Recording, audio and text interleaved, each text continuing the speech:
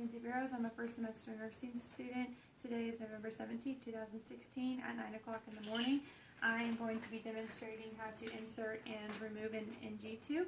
I would gather my supplies, which would be my NG tube, a bucket to catch anything that would be coming out, a glass of water, my lube, and my gloves. And I would also have a pre-cut piece of tape to put on after I insert the tube.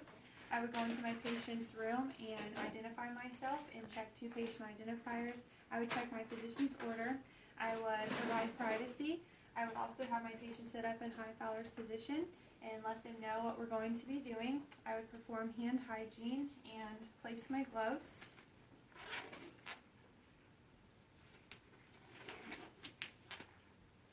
I would assess my patient's nares for any blockages so that we could have a clear path to enter into the stomach. If there was no blockage on either side, I would just pick a side. I would grab my tubing to measure to see how far down we need to go. To measure, you would go from the nose to the ear and then from the ear down to the xiphoid process. I would then mark that area with a piece of tape, which I have already done. So I would take my tube and I would lube it 4 inches. I would let the patient know that we're about to begin the procedure and that he's probably going to feel a little bit of discomfort.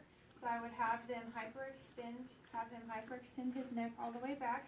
I would go ahead and start inserting the tube with the curve going down the back. So I would start inserting the tube. Once we got to the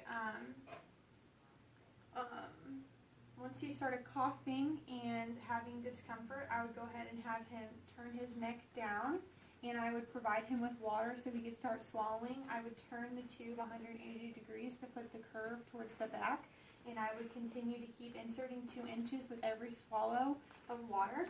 And once I got to the bottom, where I either started having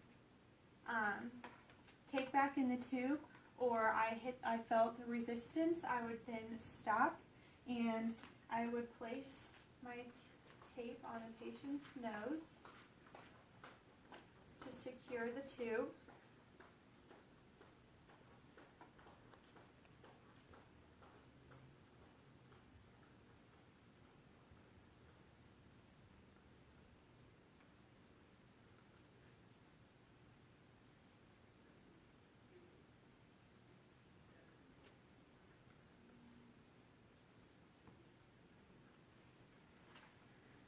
To check placement, I would either be able to see that we are getting feedback from the stomach, or I could put my stethoscope on the patient's stomach and push air into the tube to see if I can hear air being put into the stomach, or I could send my patient down to x-ray and they would be able to check for placement of the tube.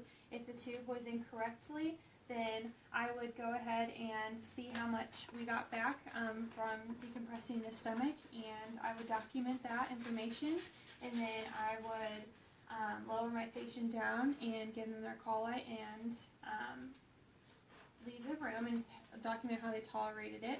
Once I was going to remove the tube, I would come in and I would have performed hand hygiene, and I would place on a new pair of gloves.